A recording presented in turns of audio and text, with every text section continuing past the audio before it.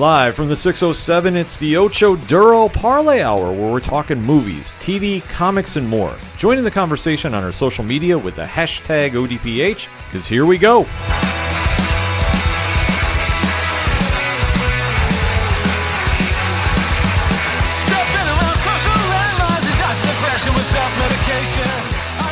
Welcome back for another edition of the ODPH podcast, better known as the Ocho Duro Parlay Hour. What is going on, everybody? My name is Ken M. Thank you for joining us this week. Joining me in the studio, as always, you know him. He is the co-host. His name is Padawan J. Hello, hello, hello. Folks, we have a lot to talk about in the land of movies, TV, comics, and more, so join in that conversation on social media. You can find all our accounts and so much more on OchoDuroParlayHour.com. Join in on Facebook. Join in on Twitter. Join in on Instagram. And remember, use the hashtag ODPH. So let us kick off talking about our favorite show right now. Dare I say, is it right now? Can we officially say that? Yeah, I'd say so, at least for me. It's one of mine, but I definitely think for representing the ODPH, it has to be our favorite show right now, and that is Agents of S.H.I.E.L.D. Going through the final season, we have been giving you the play-by-play thus far of how those agents have returned and are stumbling through time, pulling off their best Legends of Tomorrow imitation, in my opinion now. And this past week's episode is proof of that. Oh, yeah. So we are going to be talking spoilers about episode 7 of season 7. So if you haven't watched, you know the deal. We say pause the episode right here, watch the episode, and then jump back in, because we are going to be talking spoilers. In 3, 2, 1, you know how we kick this off. Pad, what did you think? I thought it was a really funny episode. I thought it was awesome. Just all of the callbacks to the 80s, including Short Circuit, among many other things. Overall, awesome and fun episode. This was the closest I've seen them go to Legends of Tomorrow in the entire season thus far. We know we've been recapping about how they've jumped around in time, and it's going through the 1930s, and now they're working their way back up to present time. At least that's the way I'm reading this. Yeah. That they have been really selective about the decades they've hit. So they've gone through the 30s, they've gone through the 50s, they've gone to the 70s.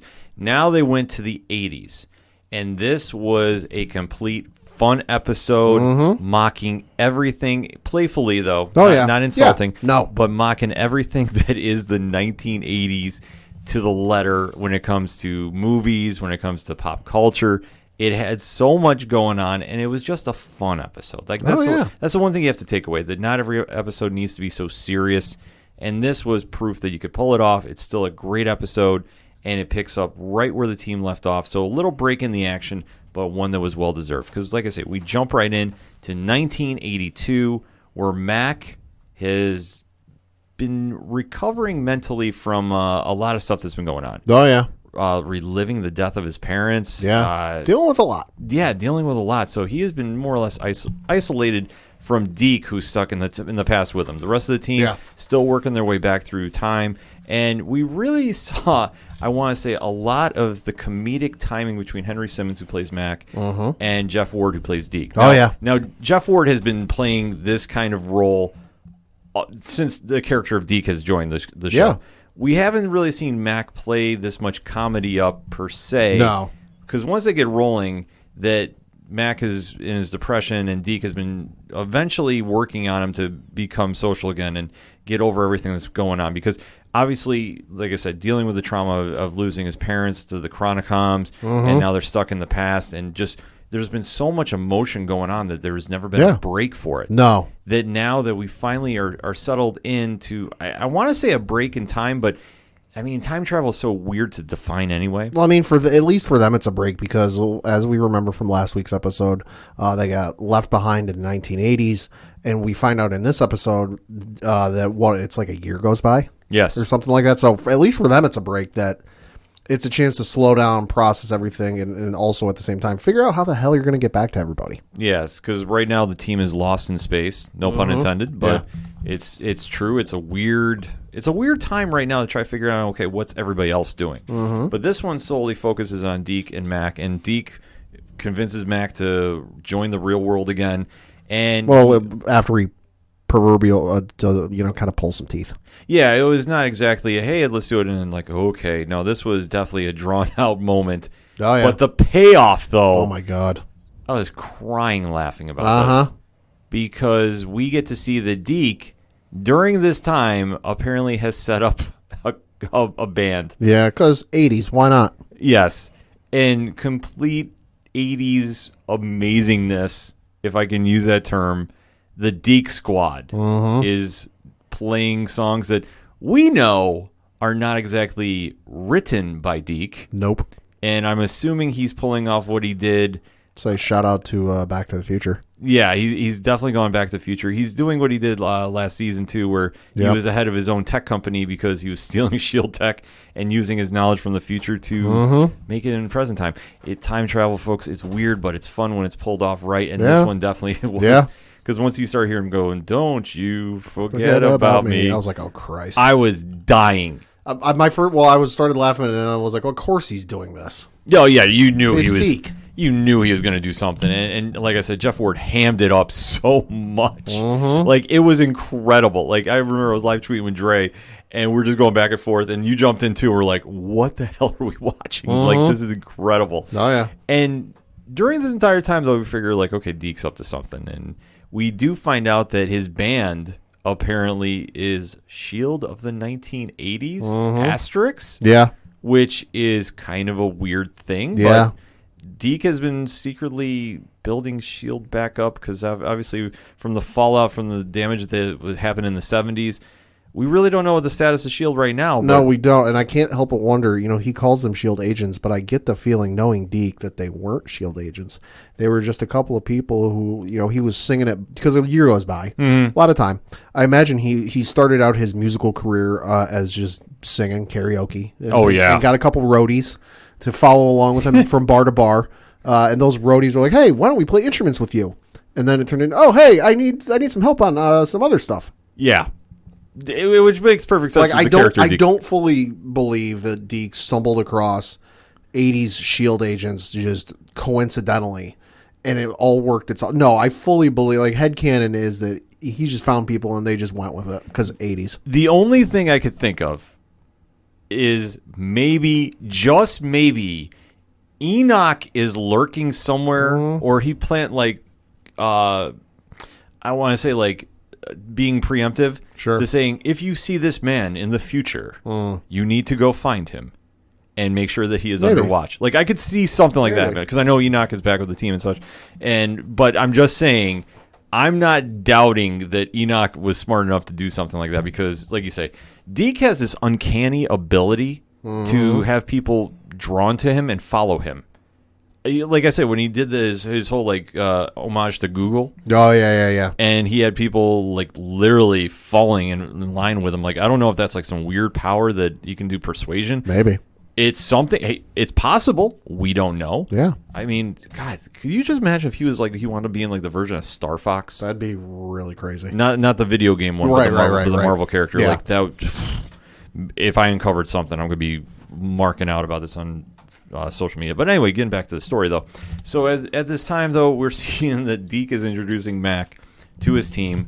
Coulson has survived the explosion that happened in the 70s, and he is pulling off his best Mac's Headroom, where his consciousness has been uploaded to a hard drive. Slightly better version of the, Baron Zemo from Winter Soldier. Yes. Slightly better version, because, hey, you can make out his face in this one. Yes. This was, like I said, complete 80s, and if you know the character Mac's Headroom, it was just another footnote to that. And to see that Coulson was back and basically guiding Deke to some degree and getting Mac to fall back and fold, it was a really cool moment. It was another good throwback to the 80s, but it also is a good counterbalance to how the Chronicoms invaded the 80s. And that is how Sybil decided to hack into a mainframe to basically persuade a computer programmer to build a robot body. Yeah. So that she could come back. And that robot... And I almost get the feeling like she seduced him a little bit in this. Yeah, there was a weird... Because at first it was like... Because like when he first discovers there's something up with the computer he's, tasked with working on, because that's part of his job, fixing computers.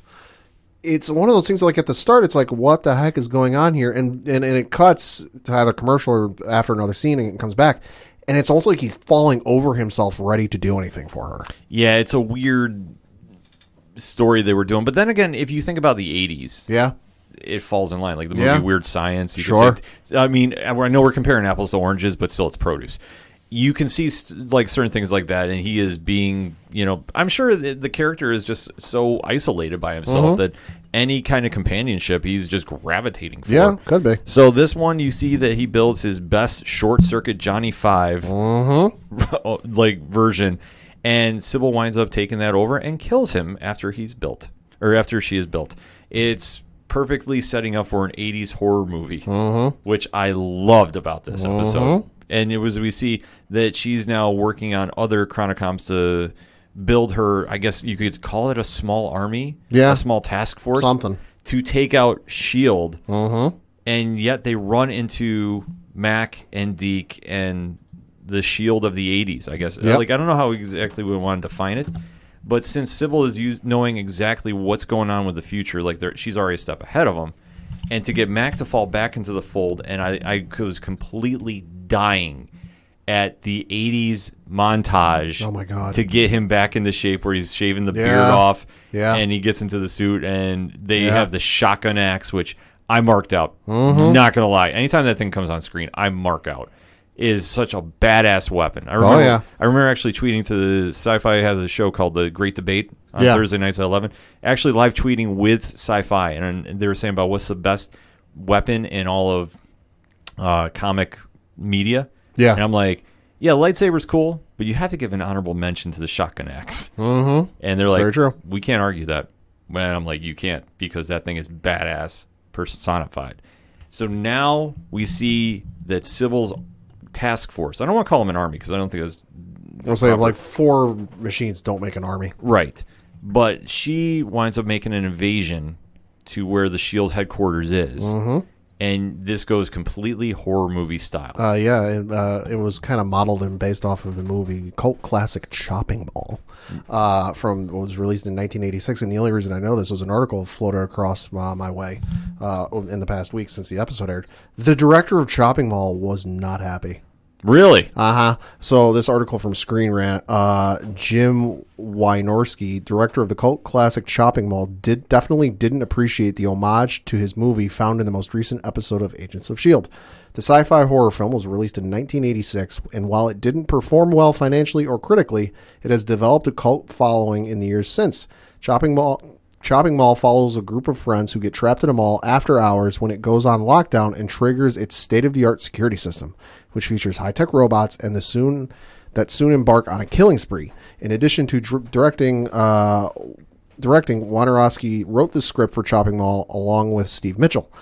He basically wrote a letter and was like, not happy with this. You could have called me and we could have worked on it. He goes, on his Facebook page, quote, "What I'm saying here is this. If you wanted to do a riff on Chopping Mall, why not at least inform me, perhaps even let me direct the episode? As a fan of Marvel comics and movies, I want your company to succeed, but not when the people in charge attempt to entertain by overtly plagiarizing other people's creative hard work." Okay. What a stick in the mud. Yeah, all right, let's break this down. The plot of his movie is it triggers the state-of-the-art security robots to become violent and serial killers. Okay. This one is robots attacking S.H.I.E.L.D. agents of already a preset storyline. And I'll admit, I've never seen Chopping Mall. I've never either. I hadn't heard about it until I saw, like I said, I saw a tweet that was a director of a cult classic film is mad at Agents of S.H.I.E.L.D. And I was like, why? So I read into it, and I'll be honest, I thought the robots were a Short Circuit. Me too. I was like, oh my god, Short Circuit, awesome homage. Yeah, no, I absolutely thought it was Short Circuit. They were combining so many elements of the 80s horror. Including the ludicrous amount of blood. Oh, my God. Holy Christ. The first murder victim inside the S.H.I.E.L.D. base. That was like that one scene towards the end of Carrie. Oh, my God, yeah. You just see the blood fly everywhere, and it was so over the top, you couldn't help but laugh. Yeah, and I realize I'm no medical doctor, but that seemed like way more blood than the human body can hold. Yeah, I was going to say, like, I thought they killed about 5 people by the way that thing was shooting and gushing. It splattered all over the wall, and the wall was basically covered, and then it was pooling on the floor and spreading all over the place. I'm like, that's a lot. It was a lot, but it just goes over to the excess of the 80s. Yeah. And that's how I say they tied in so many different Easter eggs. that I dispute the director of Chopping Mall's claim. Yeah. I don't see how you can say there's a comparison, but you're saying they were borrowing so much. I say you could say they were plagiarizing Short Circuit to a degree, but I think they did it more as an homage because you already had the Chronicoms were robots and they're going back through time or whatever they are. You can literally say that. So how are you saying that there was elements borrowed? Maybe. I mean, you can stretch an argument, but I don't think. In my opinion, I humbly disagree. So I guess I'll just leave it at that because as you see when the Chronicom force is going through the lighthouse, which I have to remember, it's the lighthouse. Yes, it does not have that feel to it. No, but it's just how it is in the 80s. You see that they're going and they killed Deke's drummer. Yeah. And they're doing it just like very, I don't want to say graphically, but it's so 1980s in its principle. Yeah. It's cinematography. No, absolutely. Where you got the group running together and trying to stop it.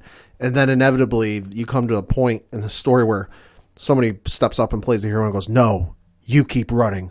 I'm going to stop it. Yeah. And then they get shredded apart. Yeah, it's absolutely hysterical, but it's so to the 80s.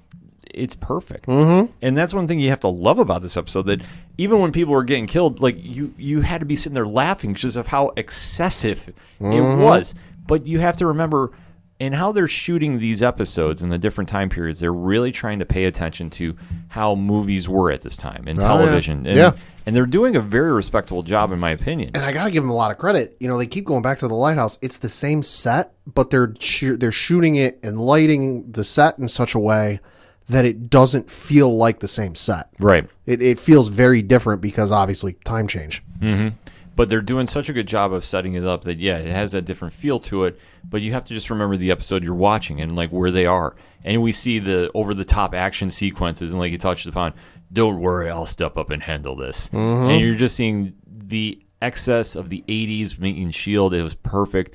The S.H.I.E.L.D. team winds up reluctantly, and I do say reluctantly because in theory, the Chronicoms, I really question how much of villains they are if they cannot handle this ragtag team of S.H.I.E.L.D. agents that are completely in over their heads. Completely. Hilariously. Oh, it's amazing. But like I say, they're just thrown together. But then again, this is most 1980s action movies that you're seeing random people thrown together and suddenly they're a massive fighting force. Maybe this was a precursor to Fast and the Furious. I'll throw that out there. Could be. Everybody knows my opinion, too, of that franchise. But we'll keep going, though, because now Mac and company decide to take out the Chronicoms. I shouldn't say they decide to. They have to. They wind up pulling off, saving the day, destroying the robots they think, but one does escape with a piece of hardware. Pat, what does he take? He takes the time stream. Yeah. And what goes on with this? Nothing good. Yeah, usually not. No, because he winds up taking off and meeting up with one Nathaniel Malik, who now has Sybil with him as well. Like a variation, because obviously Sybil Robot was destroyed in this. Right. So now you are setting up your big bads for the season. And it's very interesting that a time error is created your big bad. Because I think everybody was expecting Wilfred Malik to be the big bad going into this. But no, it turns out to be Nathaniel, who was technically wiped off the board. Pretty much. Early in years past. At least that's what we thought. We thought, but now, and that's the way at least it's setting up now, that he's going to be there and maybe his successors after him is going to be the ones to fight in the future. Say, as a man once said, surprise, motherfucker. Yeah, exactly. And during this time, though, as the bad guys are getting set up, the Zephyr finally shows up, and you see that Yo-Yo and May grab Deke and Mac and reunite the team, and they're all catching up. Okay, what's the plan now? So overall, though, this was a perfect episode giving homage to the 80s. I can't stress it enough. If you like 80s action movies and how cheesy they are, because let's face it. Oh, yeah. You can't say they're not. No. With bad one-liners, montages, everything that you can say is good, bad. Long hair. Yeah, you have that here. Oh, the long hair. Dare I say, cover band doing songs. Yeah. Because I still can't get over the Deke squad. Yeah, and what is it, like ballad songs, like just in the middle of a movie for no goddamn reason. Yeah. Like it's not even like a training montage or like a love scene. It's just like, hey, they're driving down the road. All right, let's put in a ballad here. Yeah, it was just perfect. It was everything that it needed to be, because for the breakneck speed they've been going, that this was a nice little detour, a nice little fun episode, and I can't stress enough, it was just fun. And for S.H.I.E.L.D. to do this, especially their last season, they've known to be so super serious. Mm-hmm. This wasn't as, I don't want to say campy, but season 1 was a little campy. It was a little campy because, let's face it, in terms of plot, not much got done in terms of moving the plot forward, but it was still fun. Right. So this episode, though, definitely was a little fun break. Where they're going to next is anybody's guess, but we did get a little teasers that they're going to be going back to the Inhuman storyline. Yeah. Which is messy. It's messy, it's never good. So now they're working their way through seasons 2 and 3. Well, eventually setting up for 3. I'm wondering if we're going to see Agent Ward at some point. Oh, I would love that. I know we haven't heard anything yet. I would, as nasty and mean as that character was, I still like the actor. Oh, yeah, Brett Dalton. Yeah. Brett Dalton was awesome. I would love to see him appear at least one more time. I'm just thinking with where they're going with the storyline, to kind of give a little spoiler, but then again, hey, we gave you awareness, we're talking spoilers.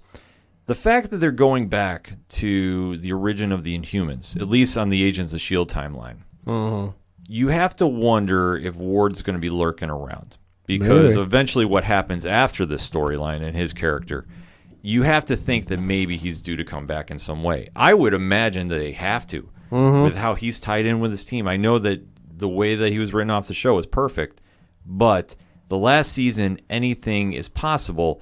And plus, the one thing that the agents don't realize they're doing, and this was another idea that had come across my mind, if they're resetting the timeline, that means that certain characters aren't getting killed off as they were. Isn't it kind of, well, they're before Endgame here, at least in their story. Isn't it all kind of a moot point? It is. it truly is, because Endgame's going to wipe everything away, per se. We think. But who knows at this stage? Like I say, they're doing their best Legends of Tomorrow impersonation. And this episode is like the prime example of it. Yeah. That they went back through, obviously did a little time messing around. Who knows the ramifications of this one, because people are going to remember. Because all of a sudden, if Deke was the one building this team and now he's gone, who takes over? That's very true. And if it's S.H.I.E.L.D. And didn't half of them get killed anyway, though? Yeah, half of them did, but somebody's going to remember. Yeah. That's what I say. I mean, the Deke squad with the massive hit. Yeah, that's true. Like I say, there's so many possibilities they're going to, and especially going into next week's episode, or tonight's episode, actually, as we're going to be recording, but to the next episode. Tonight's episode, which is titled After, Before. Yeah, and like I say, they're going to get back to the storyline at hand, and if the Inhumans are involved, it could be absolutely crazy. So I can't wait to see that. Final thoughts on the episode before we close out? Great episode, a lot of fun. I got to say, I do appreciate the title of this episode, which was The Totally Excellent Adventures of Mac and the D. You can't go wrong with it. It's a must-watch episode if you just want something fun to break everything up you've been seeing social media-wise and comic book-wise. I think it did a great job with that. So hit us up on that hashtag ODPH. What was your thoughts about this past week's episode of S.H.I.E.L.D.? And I have to give a quick plug, because this weekend I'm actually going to be appearing on the East Coast Avengers YouTube page, talking Agents of S.H.I.E.L.D. So we're going to be doing a little recap action with those guys. So shout out to Dom and JT and the rest of the East Coast Avengers. Definitely keep your ears out for that, and your eyes too on social media. So we're definitely posting about that. But we're going to take a quick break here. We'll be right back. Greetings, henchmen and loyal subjects. I am Evan the Great. I'm JVD. We're your hosts of the Fictional Battle Podcast, Crossover Collision, brought to you by the Villains Demand. If you love hearing in-depth breakdowns of your favorite characters and what they are capable of doing while fighting in random battlegrounds against other fan favorites, then this is the podcast for you. New episodes drop every Friday wherever you listen to your favorite podcast or over on thevillansdemand.com. This is Rich, the host of the Three Fat Nerds podcast and co-host of the Horror Zone 607 podcast, and you are listening to our hashtag 607 podcast brothers, the Ocho Duro Parlay Hour. Now kick it back over to Ken Moneybags and the crew.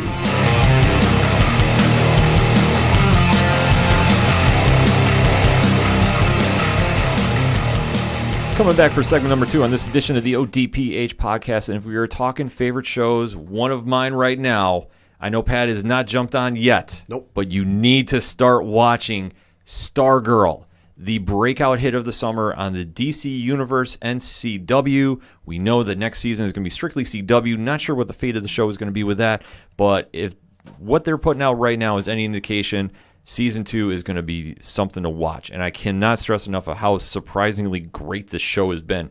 And this one might have been the strongest episode of the season thus far. Okay. I argue it's up there with the Icicle episode, which I believe was episode 3, if I'm not mistaken. But yes, it was. This is a show that definitely is hitting all cylinders right now. And with 13 episodes in the first season, we are going to be talking episode 9. And I'm going to give you a spoiler warning right now. If you have not seen the episode, you want to pause, watch the episode, jump back in the conversation, because we're going to start talking spoilers in 3, 2, 1. So what did I think? I think I already teased it enough. I thought this might have been one of the best episodes they've done thus far. And where they've been jumping in is Courtney has been forming the JSA. Breck Bassinger has been doing a stellar job playing Courtney Whitmore, and she's been recruiting her friends, and they're reforming the JSA to stop the Injustice Society. But they've been really excellent about building up characters and explaining powers and explaining why they do what they do, which I have to really applaud how the show has done this, because if you're not familiar with the Justice Society of America, it will throw you for a little loop. Okay. And this one is really explaining characters, and we now are starting to break down the character of Brainwave that earlier in the season was put into a coma on the first mission of Stargirl and Stripe. So this is where we jump in, and dare I say, we get a lot of backstory. That we find out that the original Brainwave, when he first came to fruition with his powers, actually wound up killing a carjacker that was trying to kill him, and how it kind of impacts him. And you see that he is just starting to videotape his progress, and he's starting to say, okay, what is going on with my powers, and how am I doing this, and where am I growing? Christopher Baker, who plays Henry Sr., does an excellent job of just seeing that with great power, sometimes doesn't come great responsibility, Right. but comes great uncertainty. And that's the way I really took this in the episode, that you see him slowly developing, and he's now seeing, okay, I can do all this stuff with my mind. What is happening to me? And you're seeing him slowly break down, which is a scary thing, but it also adds a little more depth to the character, because that is one thing that with him, you saw early in the season, well, he's just bad for bad reasons. You never really saw the development, but now you can kind of tell that his powers are slowly warping him and really making him into somebody that I don't know if he necessarily wants to become, but he is becoming. And how Jake Walker, Henry Jr., is seeing this, to see how his dad ultimately handles his powers, it's definitely having an effect on him. And you see that throughout this episode, they do go a little back and forth about how Henry Jr. is really trying to comprehend what his dad was going through. And his dad ultimately just has this humanity is not good. Right. Humanity, I can hear everybody's thoughts, and they're all evil. They're all disgusting. They're all just vile beings, and how he just cannot handle being associated with them. It's like a weird development of the character, but you just see how rapidly it grows, because now that his powers are just expanding, and he can do telepathy, he can do telekinesis, he's really growing into something else. And just to see how he's looking at the world now is kind of very shaded, very dark, and he's definitely disenchanted with him and disenchanted with humanity. And it's just something that as a supervillain you really think about, but you don't think about. Does that make sense? Yeah. Because mostly it's just, okay, they want to take over the world, they have powers, but this is just giving a little more depth to the character. And like I said, I thought the acting about this was great. And especially for Henry Jr. to go and he's seeing all the video, and then he's applying it too when he goes to the hospital to see his dad. And he's seeing the orderly comes in, and he can hear the orderly say, like, oh, I just wish he'd die already. Or something in that variation. Sure. And you're seeing everybody come in, and just how Henry is understanding what his dad was going through, because he's hearing all these awful people. Until Courtney comes in, because Courtney's underlying story this entire episode is, well, Henry has powers, I think we can recruit him. Now, this does not fly with the team. Yolanda has got history. In fact, that's how her backstory of how she was disgraced by Henry. Okay. She's not about this. Rick, who is our man, does not want anything to do with him. This is where the team is pushed to the side, and Courtney thinks that she's doing the right thing. And this is where her inexperience is now coming out. This is probably the only part I did not really love about the episode, but I thought it was very cliche. But I'm not mad about it. Sure. Because, like I say, you have to understand the hero at this point is very young and very naive. She is thinking, well, just everybody will just want to team up and do good, and that doesn't always happen because with people with powers, they have to make their own decisions of what character they want to be and what person they want to be. For Henry Jr., he's leaning more to his dad's side because he's seeing firsthand what his dad was talking about. Right. And I know Courtney was trying to really convey the story to him and say, what to use your powers in this way is wrong. You should help take down the Injustice Society, not be one of them. And he forces Courtney to leave. Yeah. And he just see the room start shaking, but he's leave me alone. And during this, Courtney has to go back home to deal with Pat and deal with the family because she's now, I'm not saying she's causing some friction with her team, but you're definitely seeing that a young team is not all on the same page. Sure. And Pat is trying to give the rest of the team assignment to investigate the Injustice Society. And what he thinks is their ties to Blue Valley are not exactly what they seem.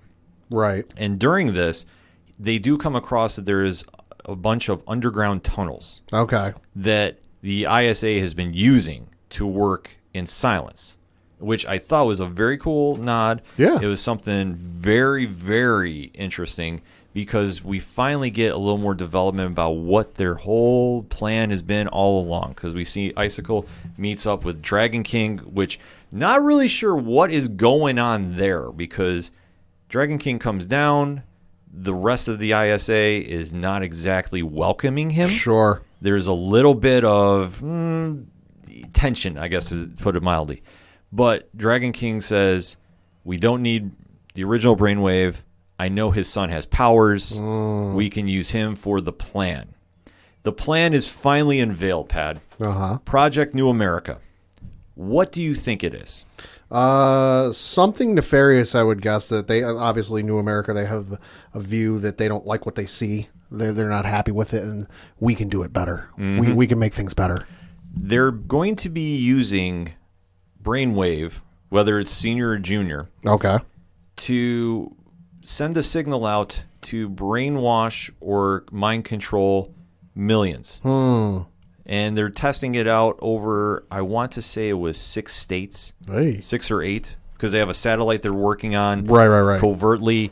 And this is the plan to basically say, you're going to be under our control. We will reset everything. We'll make everything right.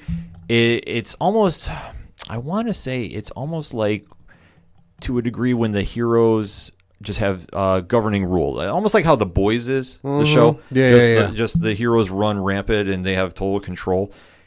It kind of is like that for this, where the ultimate plan it is a brilliant plan for a storyline. And I love how they did the slow burn, but they finally unveiled everything.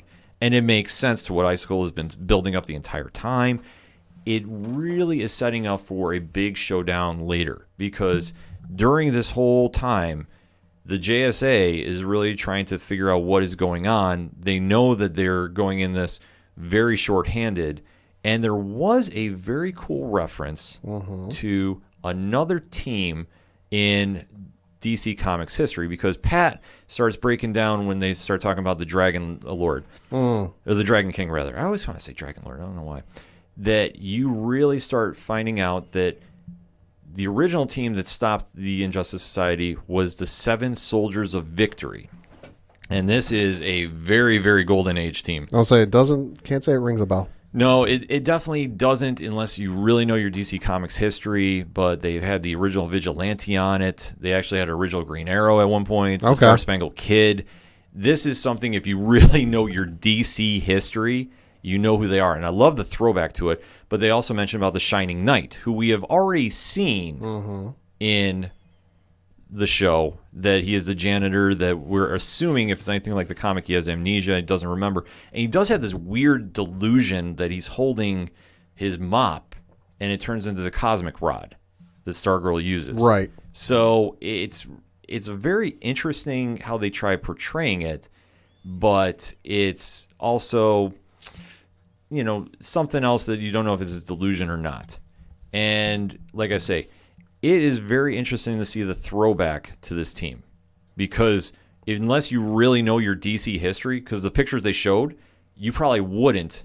But there is the Green Arrow. I'm not going to say Stephen Amell is coming on the show. I don't want anybody hitting me up already about that.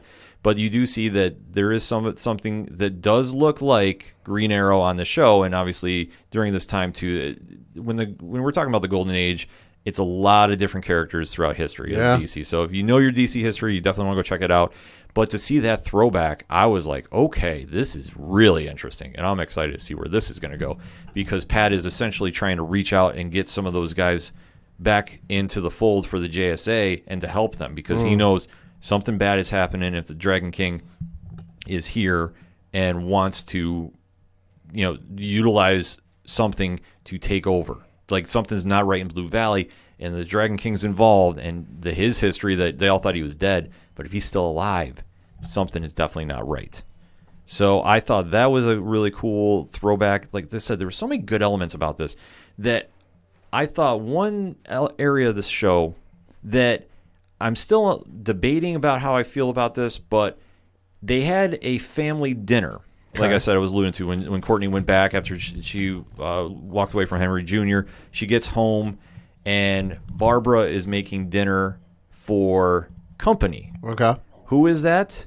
Icicle and his family. Oh, my. So this becomes the very awkward moment that you have Neil Jackson, who plays Icicle, coming in, and he's just trying to be as sly as he can be, and he's there for an ulterior motive. It. He can't exactly say what he's doing, but he's there. You see him come in with, I want to say, I believe that's his grandparents.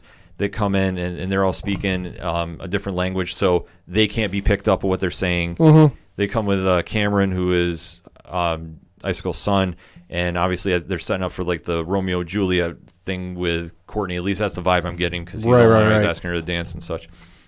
So during this, when they're having the family dinner, Icicle makes a very rare mistake. Okay. Courtney comes over to the table, and she's bringing a hot plate. She has gloves on her hands. And as she's going to pass it, it's like she gets distracted, and Icicle grabs it barehanded, tipping her off to saying, wait. That's a hot plate that just came right out of the oven. Right. How are you grabbing it, and you're just holding it like nothing's happening? Nobody else is picking up on it. Yeah. So the minute she sees this, she goes immediately back into the kitchen, grabs Pat, and says, I think he's Icicle, and explains what happened. So Pat is in there trying to go like, okay, well, we're going to do what we're going to do now. And it's a little fun back and forth. Like I said, Luke Wilson's dynamic with Brett Bassinger has been on point. It's very, the chemistry there is very good, for the father-daughter role. And like I say, they were just vibing back and forth. It was a really fun moment about this. And then when Icicle's family breaks away, he even kind of teases, like, Courtney, you do know why I'm here, right? And I was immediately going, oh, he's going to say, like, I came to scout you. I know you're Stargirl. He's like, no, I just want to meet the girl that my son keeps talking about. Oh, I'm so impressed. And, like, basically he says, like, you guys are allowed to date. Like, it was kind of like a little curveball. Sure. He was thrown, but I don't think he realizes he got caught. So as they go away, Pat and Courtney go to the basement, and they're having a discussion. They get the cosmic staff out, and who comes down the stairs but Barbara? So now the big secret is out that Stargirl is Courtney. What's going to happen there, we don't know, but that was not the big cliffhanger of this episode. Because as the rest of the JSA really didn't have a lot to do this episode, we did see Wildcat confront Henry Jr. at the hospital. And she's in full garb, and she is threatening him and saying, you stay the hell away from Courtney, you stay away from everybody. And he is still, I think he starts picking up that's Yolanda, and she makes her escape. But during this time, there is an attorney that comes in, and he's trying to get Henry Jr. to sign off on do not resuscitate for his dad. And during this, he can hear the lawyer in his head saying, I really need him to sign this. I really need the money. So he's faking this. What does Henry Jr. do? he winds up causing an aneurysm and killing him. So at this stage, you're like, whoa, okay, he's now accepted his villain stature here? No, because all of a sudden you hear a voice go, what's going on? Henry Sr. wakes up. End episode. How good is that? That sounds crazy. It was absolutely wild. Like I say, the back and forth that was going on with Brainwave, I love the origin of this. You understand his motives. Like I say, Stargirl has done such a good job explaining every character that's going to be a major factor in the show. Mm-hmm. And for what the time they've taken away to really establish Brainwave finally now, because at first, I don't want to say he was a throwaway character, but you were like, okay, well, I know he's bad. He's part of the Injustice Society. What else is there? I thought the way this came about, I was completely impressed with, and I could not talk more highly about it. Like I say, Christopher Baker, who plays Henry Sr., a.k.a. Brainwave #1, was really selling the point of just being corrupted by his powers. Henry Jr. has really stepped up, played by Jake Walker, and is now going to be following in his father's footsteps, because for all the discord they've had in their relationship, Henry still wants that approval. He's going out of his way to do this. Cindy, who is Shiv in the show, Meg DeLacy, was almost like written off for right now, that she's now being confined in a cell such like Solomon Grundy, because her dad, the Dragon Lord, wants to make sure that, or the Dragon King, I keep saying that, wants to make sure that she's following orders. So I don't know, she's like the ultimate wild card in this situation. But to see the character development of Brainwaves, plural, was a really strong point in this episode. I love it that they finally explained what New America is going to be and how that's a completely old school comic plot. Because you think about it, I mean, how many times does that happen in current comics these days? Probably not many. I mean, it does happen here and there, but to see just how the modern retro vibe of the show has been phenomenal. And to see where they're going next episode, that now Barbara finds out about Courtney, we think, or how are they going to explain a floating staff? This is all the questions we're going to need to answer for next week. But I am telling you what, Pad, I really am strongly telling you, man, you got to start jumping on the show. It's definitely worth the while. The writing has been on point. The acting has been good. It has that old school feel to it that you don't see too much on superhero shows. If you're a DC Comics diehard, you're going to love all the Easter eggs thrown in this. And like I say, 4 more episodes they got to finish out season 1. It's anybody's guess where the story goes, what other characters we're going to see. I know it's a lot of people online are asking about Green Lantern. I don't think we're going to see them this season. No. I don't think so. But I'm not doubting next season you will see Alan Scott. I'm just going to throw that out there. And who knows, if Stephen Amell winds up showing up as Green Arrow for the Secret Seven, or the Secret Soldiers there. Doubt it. He's dead. You think on Earth 1 he is, Earth 2, not sure. Wait and see. But definitely hit us up on the hashtag ODPH. What was your thoughts about this past week's Stargirl episode? Definitely wanted to hear your reaction about this. We're going to take a quick break. We'll be right back. Greetings and salutations. This is Cage's Kiss, the ultimate Cage cast, where we discuss the movies and life of the national treasure, Nick Cage. There are 3 of us here, and I can't help but notice that none of us are Nicolas Cage. Did nobody call him? What? A Cage cast with no Nick Cage? No, instead of being Nicolas Cage, we're 3 Nicolas Cage experts, which is the next best thing. I don't think we should admit to being experts. Too late. We are not experts at anything. We are not life coaches, and we are not in any way, shape, or form qualified to give you suggestions on life choices. But Nick Cage is, and he's made hundreds of life choices. Seriously, I cannot stress enough just how much you should not take our advice. But we're experts. No, seriously, we're not experts. Yes, but we will be reviewing his first acting gig as Nicholas Coppola, Best of Times, which features a young and very precious Crispin Glover. And his work in Fast Times at Ridgemont High. And his work in My Nightmares. We're experts. Hi, this is Tyler from Second Suitor, and you're listening to the ODPH podcast. I want you to get it. I want you to understand. I'm doing the best I can, but not as good as I want to be. I just want to get it. I just want to comprehend that I have to make amends. Come Coming back for the third segment on this edition of the ODPH podcast. Last segment, we were talking Stargirl and how they're doing Easter eggs about the 7 soldiers and saying Secret Warriors, Secret 7. There's so many team names, and now we're coming upon to, I'll say this, one of the biggest franchises in all of comics that has so many different team variations. You can go through the decades of the comics to really try figuring out, is it extreme, is it astonishing, is it uncanny? But we are talking a celebration of a birthday, per se. Yeah. Because this franchise debuted 20 years ago at the box office. And, Pat, what is that franchise? That would be the X-Men film franchise. Yes. 20 years ago, X-Men debuted. So, Pat, why don't you give us a little rundown of the franchise? Yeah, so, of course, the first film was X-Men, which released in 2000 to very critical acclaim. After that came X2, which was released in 2003. Just as much, maybe a little bit more critical acclaim.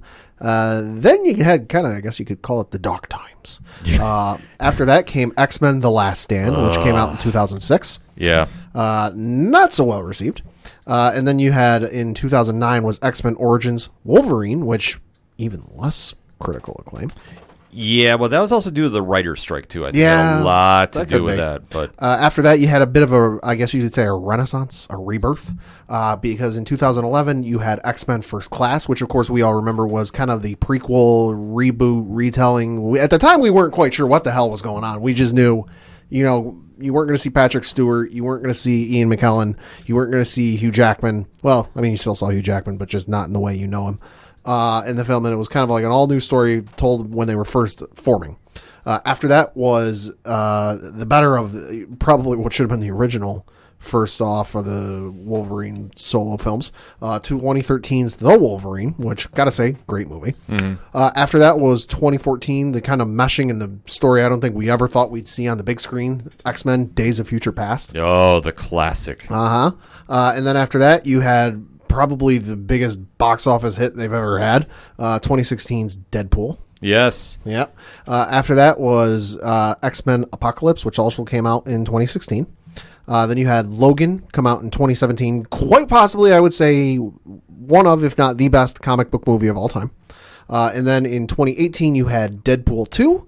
And then most recently, and unfortunately, you had Dark Phoenix come out in 2019.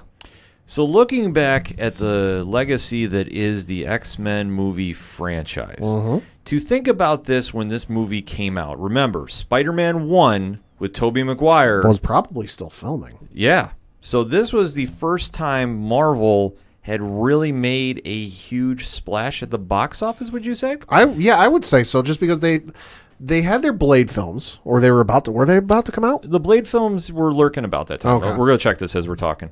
So during this time period, we have to remember, Marvel was coming out of a very bad time in the 90s. Yeah. Where they almost had to shut down. I mean, a lot of bad comic books, a lot of well-known, dare I say, business decisions that did not pan out. Yeah. So to see where the X-Men franchise was, and we have to remember, at this time period at the comic shops, it was the biggest franchise on the planet. Yeah. Like, if you literally put an X in front of anything, it would sell. I mean, I think at one point they had 15 monthly books. Like, it's something crazy like that. Like I say, when I get confused talking about the DC JSA books, like I say, Seven Soldiers, Dragon King, Dragon Lord, you want to try keeping track of the X-Men books. Yeah.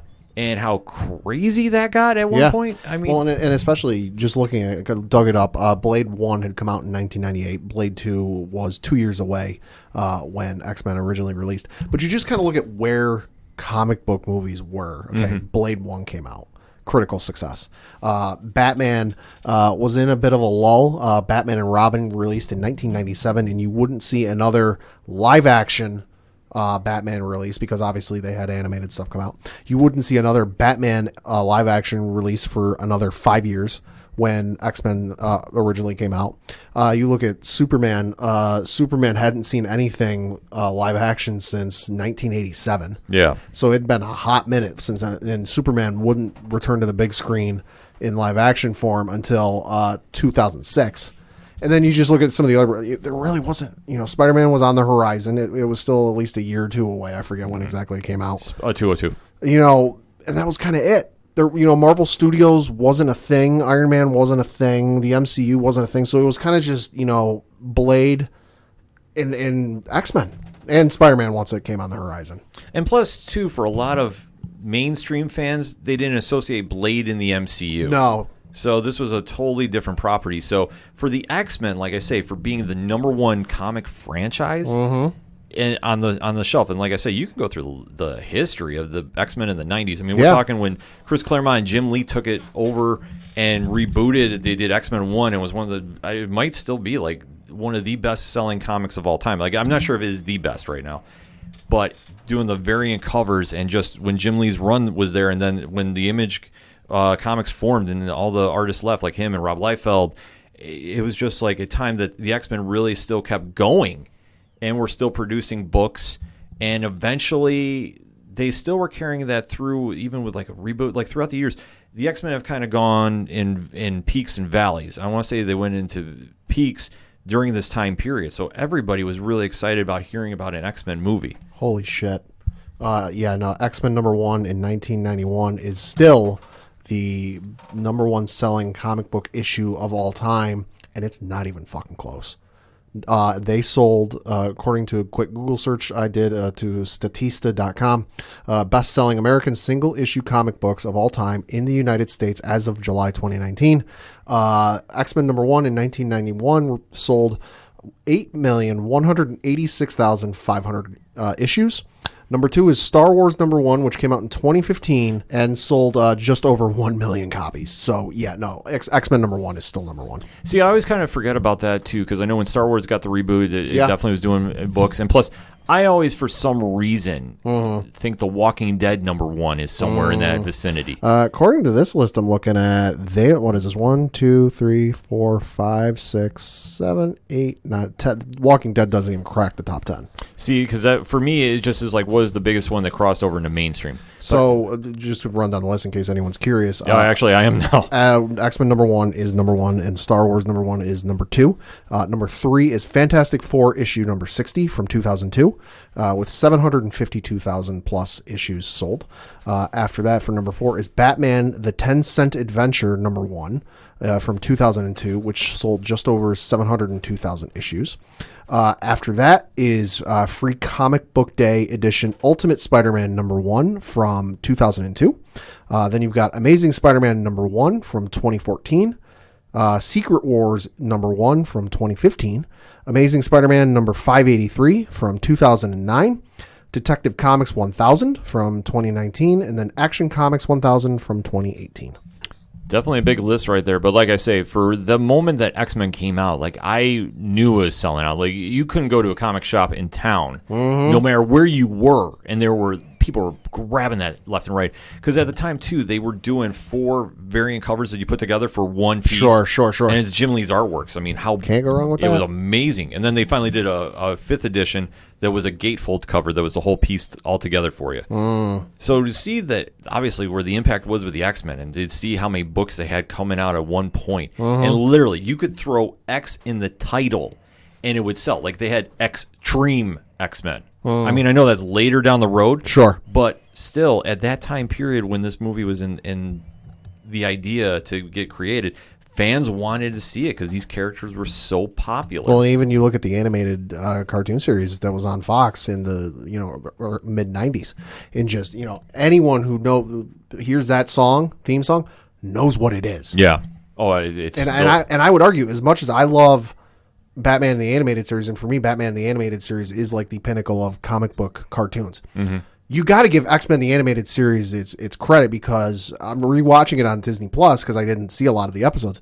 They went balls to the wall early. Yeah. Oh, yeah. The X-Men series, they really wanted to set a precedent. In fact, they're the only media that has gotten the Dark Phoenix saga right. Yeah. It took 5 episodes, but guess what? It worked. Note to Hollywood if you ever try doing the story again. But Please I digress. don't. Yeah, please don't. We've seen enough. You can't do it. It's okay. It's okay. But to see when this movie was getting casted and everybody was super excited to see Patrick Stewart was casted. I mean, the perfect fan casting as Charles Xavier. Oh, yeah. Ian McKellen as Magneto. Yeah. Famke Janssen was a relative unknown at that time. Yeah. And to see her cast as Jean Grey. But the biggest surprise, which not too many people remember, is when Hugh Jackman was casted as Wolverine. Because do you remember the whole story behind that? I can't say I do. I was relatively young, and I will admit I didn't see the movie in theater. I think I saw it on VHS or something. Here's a little fun fact for you. Doug Gray Scott was originally supposed to be cast as Wolverine. Okay. And passed on it to do Mission Impossible. Okay. That year. So they took the next candidate, which was Hugh Jackman. Look how crazy things have gotten since. I'll say it's almost a similar type scenario. Will Smith has very famously said he passed on doing The Matrix for Wild Wild West. Yeah. So you think about the roles and how things would have shifted. But Hugh Jackman is now shot to superstardom. Yeah. And for what the movie was in 2000, it's not the worst film ever. I'll say, and if you haven't seen it, if you're relatively young and you haven't seen it, and you go to watch it, if you're comparing it up against some of the stuff that's come out today, it's hokey, it's dated, the story's not all that great, but for its time, it was awesome. Oh, yeah, for its time. The only thing that still never holds up is Storm's line to Toad. I'm sorry. Do you know what happens when lightning strikes a frog? Yeah. Oh, Lord have mercy. Still bad. But even Halle Berry as Storm was another fan casting. This had so much wind to it, directed by Bryan Singer, and it really gave you a good taste of the whole X universe. Not a whole lot of story development per se. I mean, obviously they were mixing a lot of different elements going on, but it gave you enough that when it debuted, you were pretty happy with it. I gotta say. Oh yeah, I don't remember hearing too many people complaining about it. Sure, and as someone who was more familiar with the cartoon than the comic, to me watching it on VHS, because like I said, never saw it in theaters, was too young and didn't know it was a thing. It felt very similar to some of the stuff you saw in X-Men the cartoon, where it very easily felt like, obviously costumes being different and what have you, it felt like it could have been the origin story of that whole team. It could have been a prequel to the animated series. Right. But it definitely did a good job to get the ball rolling. Obviously, in 2003, they did do X2, X-Men United, borrowed heavily from a lot of ideas from the graphic novel God Loves, Man Kills. Which is a very classic X-Men story. At that point, possibly one of the best cliffhanger endings in film history at that point. Absolutely. You get to the end scene with the lake and the camera's flying over it and you just see the silhouetted phoenix, which at the time had no idea what the hell that was. I go, what the hell is that? And then somebody told me, and I'm like, oh shit. Yeah, no, it was a big deal. So, and that movie really set a precedent for comic sequels. Not saying it's up there with Empire Strikes Back, but for comic book movies, right, it still holds up to this day. No, absolutely. Still does. And then, unfortunately, there was a little director switch. Bryan Singer left the franchise. Brett Ratner took over X3, The Last Stand. We're not going to spend any time on this one. It's awful. It's definitely not. Let's say, in case you're not familiar, Bryan Singer left the film to go direct Superman Returns. So, Yeah, so Brett Ratner really tried mixing it up a little bit. They tried doing their version of the Dark Phoenix saga. It did not work. I remember being excited for this movie just because I remember seeing ads on TV. And I went with some friends to see it. And at the time, youth is ignorance. At the time, I thought this was great. Yeah. I was like, oh, this is a great movie. And then I rewatched it a couple of years later, and I was like, this is terrible. Yeah, no, it's definitely a step down. And I would say, for me, about the only good thing about that movie is this scene at the end where they're in San Francisco and Magneto's moved the bridge. And you've got, what is it, like the old 5 X-Men remaining or whatever. And they're standing in front of the Brotherhood. And these soldiers are behind them. And they all jump in there. And Wolverine looks at the soldiers and he goes, cover the door. And he just looks at the X-Men and goes, hold this line. Yeah. And just the cinematography in that scene and Hugh Jackman's performance in that scene is just probably the lone good part of that movie. That's the only saving grace of it, to be honest with you. Like, I really just skip over it. I don't even acknowledge it. For me, it ended at X2, and I'm okay with that. And then we took a little break from the franchise. Yep. And dare I say it was a very extended break. Yeah, 3 years. Yes, which, considering how the franchise was, it is very telling of just how impactful this was. Yeah. Because, like I said, X-Men, actually, it's 5 years. X-Men The Last Stand came out in 2006, and then they finally got X-Men First Class in 2011. Well, then you had Origins Wolverine. That's true. Yeah, you count this. You're counting this. Yeah, okay. I'm just going off. I stand corrected on that I'm one. going off the Wikipedia page for X-Men film series. Yes, and then we had X-Men Origins because at this point, Hugh Jackman's Wolverine was one of the most popular characters in Hollywood. Yeah, people were dying to see an actual solo movie. Yeah. The writer's strike, I think, really impacted this one to the worst possible degree. Yeah, I mean, I got a funny story with this one. I remember when this movie was getting ready to come out, and I was kind of excited for this because I thought if this movie did well, it was going to lead to a whole bunch of origin movies for all of the other main X-Men. And I was like, oh, this would be awesome to see, an origin movie for Beast and Nightcrawler and Cyclops and whatever. I was like, oh, that'd be cool. And just for whatever reason, I never got around to seeing it. Too busy, not enough time, whatever it was. Flash forward a couple years to 2013, and we'll get to it in a minute, when the Wolverine was getting ready to come out. I texted you because I hadn't seen X-Men Origins Wolverine yet. I was getting ready to go see the Wolverine with a friend the next day. And Origins Wolverine just happened to be on FX. And I texted you, I go, listen, haven't seen Origins, going to see the Wolverine tomorrow. Do I need to see Origins to get the Wolverine? And you're like, yeah, probably not, but it might not hurt. And I was like, okay. And I went in halfway through the movie just because television at that time. And I remember texting you within probably 20 minutes going, what the fuck am I watching? Yeah. It's bad. It is bad. Like, they tried doing a lot that just didn't have any fluidity to it. No. And even Ryan Reynolds as Deadpool, which a lot of people were excited to see. Yeah. Definitely fell apart at the end. Yeah, and I remember texting you because it was one of those weird instances where they replayed it immediately after it finished. I was like, okay, let me watch up to the point where I came in and maybe this will make slightly more sense. And I told you that, and I got to that point, I'm like, this makes even less sense. No, it definitely was all over the place. The script was bad. Even like Hugh Jackman was trying to do his best to save it. I'll say the video game was not any better. Yeah, the video game was not as good. I mean, like I said, it even had good casting too. Like I said, Liev Schreiber was Sabretooth again, they rebooted. So there was a lot of stuff that should have gone in its favor, and it just failed. And it is what it is. But at least it didn't deter the franchise too badly because, like I say, in 2011 we did get a definite step in the right direction, albeit it's a reboot, so a lot of fans were kind of like, I don't know what to think of it. But X-Men First Class, directed by Matt Vaughn. We had a whole new team. James McAvoy took over the role of Charles Xavier. Michael Fassbender took over Magneto. And we had a whole different lineup. Not a bunch of familiar faces. No. So this one was a nice little throwback. I mean, obviously set in the 60s. So it was definitely something to see when this was coming about. But it was nice to see just because you look at how the last two films had performed and been received. Last Stand and Wolverine. Okay, got to change the direction on this somehow. And they did, and it worked very well for them. First Class, still holds up. It's still a very good movie. Yeah, it definitely still does. And it does enough that even in the time period, like I said, it had the 60s, 70s vibe to it, which, like I say, they didn't really kind of explain. But for the team that was there, it was the complete reboot. You definitely did see a lot of new faces. And it really got you excited about the franchise again, which I thought was excellent. Yeah. So then we fast forward, though, to what I will say is arguably my favorite of all the X-Men movies, X-Men Days of Future Past. That's a great one. And is one of the most classic storylines of all comic books. It's up there in discussion for Marvel. Absolutely. For their best stories. And absolutely. And it jumps all over the place, but they tie in the previous franchise to this one, which was great to see. They needed to. As awful as X-Men 3 was, and with some of the issues you had with the original 3 movies, it was cool to see those characters and those actors and actresses on screen again. Oh, absolutely. Because without those characters, you wouldn't have had First Class. Yeah, and you wouldn't have had anything that followed.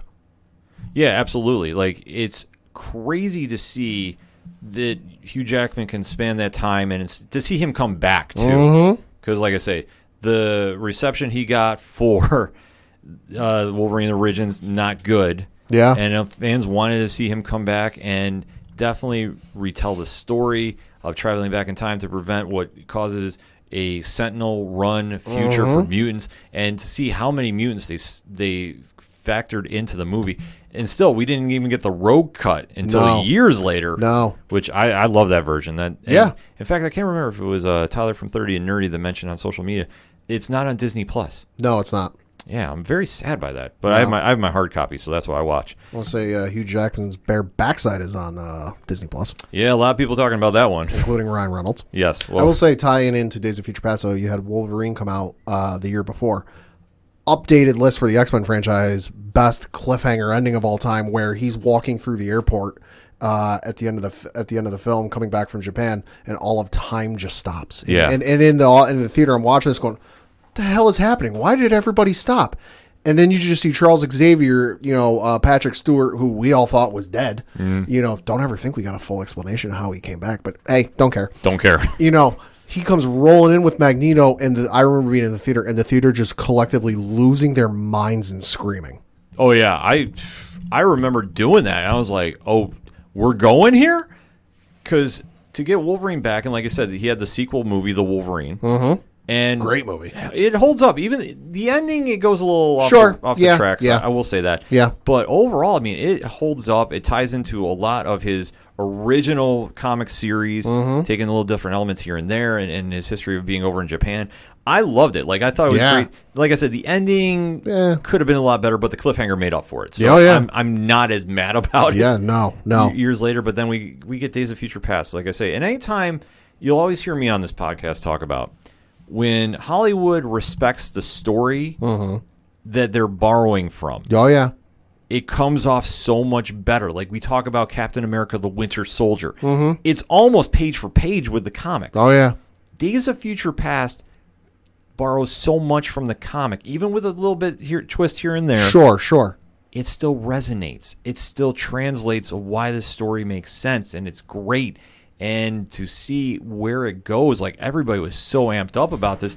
Even when we start getting the cliffhanger about they're setting up for aPODalypse at the end, which at the time, real excited. Oh, at the time it was like, okay, wait, we're really jumping around timelines here. Yeah. That's the one thing about this reboot of the X-Men franchise is instead of being set in modern time, we were working our way through decades. Yeah. Which at the time I didn't mind. Like, Days of Future Past, you can do whatever you want in timeline because it still works. Yeah. But when they start jumping around, especially when they get to X-Men aPODalypse, it definitely doesn't come across that well. No. Definitely doesn't. 2016's film, Bryan Singer is filming it. You think it should be a hit. It's aPODalypse. Everybody knows him. And Pat, what's your take on that? Real excited for the movie. Was not entirely, put it to you this way, wasn't let down like I was with Dark Phoenix, but was a little let down. I felt it left a little to be desired in terms of the story, just because being in the middle of going through the animated series on Disney Plus, they make aPODalypse into this badass that just like kicks the door in and takes names and doesn't care who you are. I didn't get that same feeling with how they wrote him into the film. Yeah. I just feel like maybe they didn't fully get the character, or they just didn't write it quite right to come across the screen, because he didn't necessarily feel like this all-powerful, ancient being who was just looking to wreck house and take names. He just felt like, oh, hey, I'm here. Time to do things. Yeah, it definitely didn't resonate. And especially with the cast, too. Like I say, we had Jennifer Lawrence as Mystique, who was never really an X-Men before, and is always one of those very polarizing, I don't think is the right word, but very captivating characters in comics that has a definite strong opinion from fans. To see how she was supposed to be really pushing the team here as well, too, it just didn't click, like, for whatever reason. I don't know if it got overshadowed because Deadpool came out that year. Maybe. And I think that maybe it was. Like, I think how the bar was set with Deadpool and Ryan Reynolds retconning everything, following the comics of the origin of the character, and really carving its own path to where its popularity is right now. Because people have to remember, Deadpool was popular but didn't really explode till really later in years. Well, I think the thing you got to remember, because you brought up, Mystique being really prominently featured in the film despite not being a major member of the cast. Remember who was playing her? Jennifer Lawrence, which she was in the midst of the Hunger Games films, which may not... I've read the books and seen the movies. Very good books, very good movies. Very well popular at the box office. So she was a major star at that point, and was definitely, folks who might not be X-Men film fans, but they're Jennifer Lawrence fans going, oh, Jennifer Lawrence is in that movie? I'll go see that movie. Yeah, it was a good casting at the time. Yeah. Especially how they picked their characters, too, because we have to remember, I mean, there wasn't Jean Grey came on. Mm-hmm. But other than that, I mean, did you really have a lot of the original lineup? You didn't have No. Rogue. You didn't really have Wolverine except for Days of Future Past, but that's why that movie worked. Yeah. Cyclops wasn't there at the time. No. At least not to... He wasn't there for Days of Future Past. He wasn't there for Days of Future Past. He was there for Apocalypse. Yeah. Storm was an Apocalypse. Yeah. They really have kind of been meshing the teams. Like I say, it's very hard to keep track of. And especially, they didn't really follow any of the storylines with Apocalypse. No. There was a lot of material they can use. Yeah. They just didn't, which... They're just like, hey, we're going to use the character and make our own story. Yeah, and anytime they tried doing, the Four Horsemen and, who they tried recruiting to there to... Yeah. Like I say, it's so hit or miss that you just have to go, all right, we'll chalk up the loss and keep it moving. And then, recently Deadpool has taken off to new heights. Yeah. I mean, the sequel was well received, too. Yeah. And unfortunately, though, the X-Men are kind of still leaving a bad taste in everybody's mouth from Dark Phoenix. Well, and then they had Logan, which was very well received. Oh, well, Logan, too. I always struggle to remember that that's part of the franchise. Because Logan transcended the franchise, in my opinion. It's held up as a standalone movie. Like 2017, that was as perfect of a story that you can do an Old Man Logan, essentially, but you really flipped it because remember at the time, Marvel didn't have the rights to really do Old Man Logan. Correct. And if they only did, how epic would that be? Yeah. But James Mangold did an amazing job. Hugh Jackman, Patrick Stewart did their swan song to the franchise. Patrick Stewart should have gotten a goddamn Oscar for that movie. He should have gotten nominated. I don't think he did, but... No, he didn't. This movie should have gotten it because this was a perfect send-off of where Old Man Logan was. It borrowed so much from the comic, but they did do their twists. Yeah. Because if you've ever read the comic, which I highly recommend, there is too many characters they did not have control of at the time. Yeah. And no matter what wheeling and dealing, I mean, I remember hearing so many different rumors, they were almost going to pull it off, and they just never did. This story still holds up. The movie still holds up. Widely regarded as the best X-Men film of the franchise. Yeah. But you know what? Like I say, I don't group it there. Sure. Just because I think team when I think X-Men. I just remember this movie came out and I glowing about it, and all the reviews were glowing about it. I had a couple people come up to me and go, "Listen, haven't seen an X-Men movie in a hot minute. Am I going to be able to see Logan without having seen anything else and understand?" I go, "Yes." I go, "Do you know who?" I had somebody ask me. I was like, "I'm not really a big comic book movie fan, but I keep hearing good things about Logan. I want to go see it." Will I understand it? I go, "Do you know who Wolverine is?" "Yeah." "Do you know who Professor X is?" "Yeah." "You're good." I was like, "That's all you need to know." Yeah, that is truly a fact. That's all you really need because Logan is so standalone that you don't need all the back history. If you know who Wolverine is just by visuals, you're good. Yeah. And they did such an amazing job with that film. Like I say, I can't stress enough. And like I say, I do mix up a lot of times thinking that's part of the X-Men franchise because it's so standalone. Yeah. That it's just it doesn't click. And obviously coming off that high of a success for Logan, like I said, 2017, and then we get the Deadpool sequel, so they're riding high. We get to 2019. We get to Dark Phoenix. We have a whole episode dedicated to it, so I don't even want to spend any time. I don't want to give myself a migraine. Yeah, I don't either. So now it's bad. Yeah, it's bad. And the only last remaining film that's slated maybe sometime down the road, we don't know, is New Mutants to close off this franchise. Yep. So, Pad, let's just say in closing, what are your top 3 films? Okay. And where do you see the franchise going now that it's under the Disney banner? Sure. So, top 3 films. Number 1, I have to put Logan. It is, in my opinion, the best film of the franchise, and it is one of the, if not the best, comic book movie of all time. If you know the character, if you know anything about the X-Men, you watch that movie, it is goddamn near perfect. Can't think of anything. Fully agree. Can't think of anything immediately that would detract from it and make it a bad movie, but it's pretty goddamn near perfect. After that, I would have to say Days of Future Past is number 2, just because having grown up at a time when I was very ignorant and didn't read a lot of comics, but I knew who the X-Men were. It was cool, and being more of a fan of the younger cast and the newer cast, seeing them bring the two together and kind of it's almost like what I want them to do with the Spider-Man franchise. Even if it's not a full movie, have a scene where you have Tobey Maguire, Andrew Garfield, and Tom Holland all on screen together, just as a fan service moment, just for a scene. But we got that for a full movie. it was awesome to see. It was very cool. It was very gripping. And then I would have to say number 3 for me, probably Deadpool, the original one, just because the whole process of that movie, when the footage leaked online at like 3 a.m, and I'm like, what the hell is this? And just the process of there to what's happening to trailer, and just the absolute hilarity that you can pop it in at any point. If you're having a bad day, throw it in your Blu-ray player, your DVD player, and watch it. You're going to be in a great mood. For me, and I take Logan out of this because, like I say, I don't really associate the standalone movies with the franchise. So just take that in consideration. But I think Logan is the best one they've done. Yeah. Number 1 for me, though, is Days of Future Past. Okay. Huge fan of the comic. When I heard about this and saw the trailers, I was blown away. I was like, we are going to get this, and it's going to get done right. The movie lived up to the hype. Tied in the 2 franchises perfectly, ended perfectly. Even the bonus scene at the end, I remember leaving the theater like, okay, we're finally getting it together.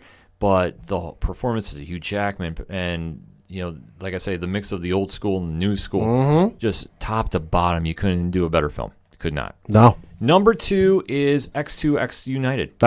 See, for me, that's probably number 4. Yeah. But for this, like I say, I go based off the comics. Sure. And just, like I say, it's heavily influenced by God Loves Man Kills, which is a graphic novel. It was a standalone story in the 80s there.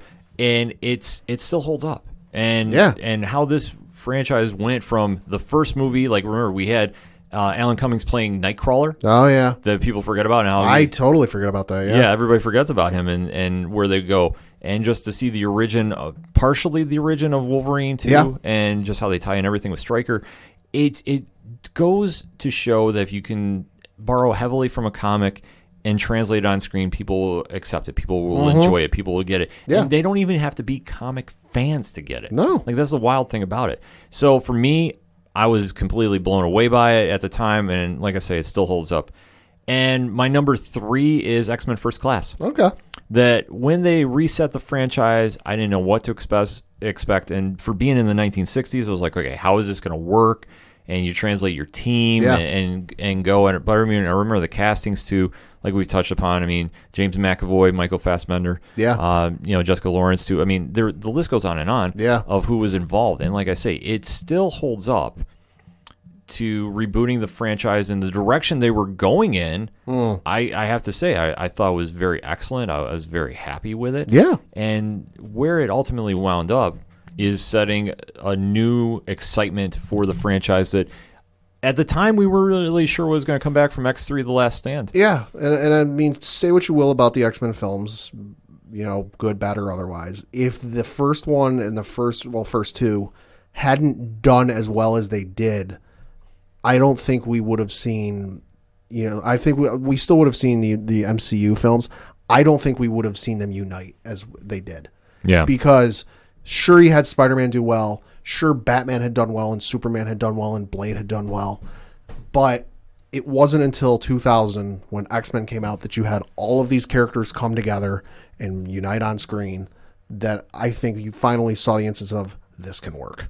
Absolutely. If X-Men, the first film 20 years ago, didn't work, I think it would have struggled to really develop into where we are with comic book movies.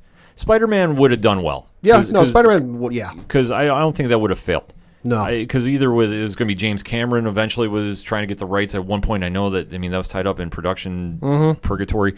And to see where Sam Raimi went with the franchise, and it was perfect to come out, to really establish him on the big screen. The X-Men really showed that you could pull a team book off. You can really get the fan base to go, and you can excite mainstream fans into watching your film. Mm-hmm.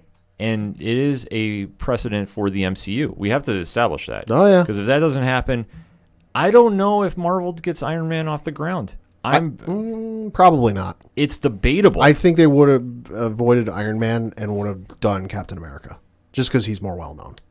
Well, yeah, because at the time, Iron Man was a B superhero. Yeah. Like, he was not a major player in the MCU. Yeah. You could say with the Avengers he was. He always has been. But for his own solo stuff. Right, but if we're talking a timeline where the MCU doesn't happen, the Avengers films don't happen, and Marvel is just strictly looking at doing solo films and just their own films, if they're not establishing anything, I don't think they do Iron Man. I think they start off with they might start off with either Incredible Hulk, just because people know him, or Captain America. I'll even make a bold statement. I don't even think you get off the ground. Maybe not. I really think Spider-Man would have done well because of Spider-Man. Oh, yeah, everybody connects with him. Everybody. Like, the franchise has always been great. Like, yeah. Not saying just the movies, but anything you plug them in, whether it's TV, whether it's cartoons, Spider-Man just is the face of Marvel Comics.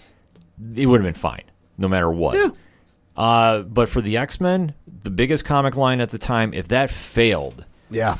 I think studios would have been very apprehensive about trying to get anything else from Marvel off the ground. Because Fox did own the rights to the Fantastic Four, did their version. Yep. For the time, it was what it was. Yeah. I mean, we're waiting to see what this reboot's going to be in the next phase. And that's where we're really excited to see what the X-Men reboot's going to be. Because now it's going to be under the Kevin Feige banner. Mm-hmm. We don't know any casting. No. There's a lot of wild fan casting that is going around right now. Yeah. So it's really uncharted territory where this franchise is going. But the good thing is Marvel is going to take a renewed interest to it. Because remember, when Marvel didn't own the rights to the films, that's when you saw the comic line start dropping a little bit. So they basically all but stopped. They all but stopped, and they really tried pushing the Inhumans. Yeah. Which nobody was really adamant about. I'm sorry. I'll say, let's not forget, when they really wanted the rights to Fantastic Four back, they decided to really tie the hands of the Fox movie studios and put the Fantastic Four in another dimension. Yeah. They really made a point to say, if we can't promote them, we don't want to do anything with them. Or no, I'm sorry, that was the X-Men. Sorry. Wrong team. You know, they took the X-Men and put them in another dimension. Oh, yeah. I mean, they definitely have made the presence felt that for their movie franchise and how Marvel Comics became a comic company that made movies. Mm-hmm. And then they evolved into a movie company that makes comics. Yeah. Now that the Fantastic Four and X-Men are back home, it's going to be really interesting to see what the next move is going to be. Because it's going to be a whole reboot. Yeah. I would imagine you're going to have a soft origin story. Yeah, I would imagine. Nothing over the top. No, I would imagine maybe something like Spider-Man in Captain America Civil War. You know, you might hear whispers of them. You might hear mentions here and there that eagle-eyed and eagle-eared folks might pick up on. But I think they're going to do something akin to Spider-Man in Civil War, where they're already a thing. Because let's face it, you've seen all these movies of these characters. You know who the characters are. Yeah. You know, we don't need to rehash that again. You know, they're already a thing, and we're going to bring them in. And it will make perfect sense, too. And if they do the soft reboot, I think it's a good idea. I'll say they've already got a way to put the Fantastic Four in the films. The Avengers Tower got sold to who? We don't know. Exactly. And I think we're going to start hearing some more stories about that break. Maybe not this San Diego Comic-Con. No. Maybe New York if we're lucky. But I would imagine by next year's San Diego Comic-Con, we're going to start hearing something. Mm-hmm. That's my early prediction. But for where the franchise has been this past 20 years, it's been up and down like the comic line, but it has a bright future going in. And if they start borrowing from the Jonathan Hickman storyline, I will be ecstatic. Oh, my God, please. How crazy would that be? Yes, please. But let us know what you think. Hit us up on that hashtag ODPH. 20 years of X-Men films. What's your top 3? Where do you think the franchise is going? We definitely want to have that conversation. So hit us up. Let us know. We're going to take a quick break. We'll be right back. Hey, this is Johnny Moose from Excite Wrestling, and you're listening to the ODPH. I didn't mess it up. I thought I would. Right now, back to the guys.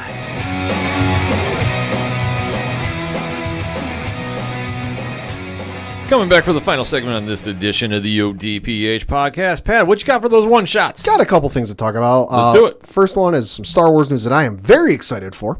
It was announced a couple of days ago that there's a new animated series coming to Disney Plus sometime in 2021. The article on StarWars.com reads, today, Disney Plus ordered its next animated series from Lucasfilm, Star Wars: The Bad Batch. Fresh off the critically acclaimed series finale of Star Wars: The Clone Wars, the Disney Plus original series will be premiere on the streaming service in 2021. The series follows the elite and experimental clones of the Bad Batch, first introduced in the Clone Wars, as they find their way in a rapidly changing galaxy in the immediate aftermath of the Clone Wars. So it looks like this is taking place after the Clone Wars has ended, which, if for the spoiler alert, for those of you who've seen the series finale, ends after Revenge of the Sith has already taken place, so Empire is in full swing. Palpatine is ruling as Emperor. Vader is in his suit. So it's going to be very interesting to see where this goes and who they bring back and who makes an appearance.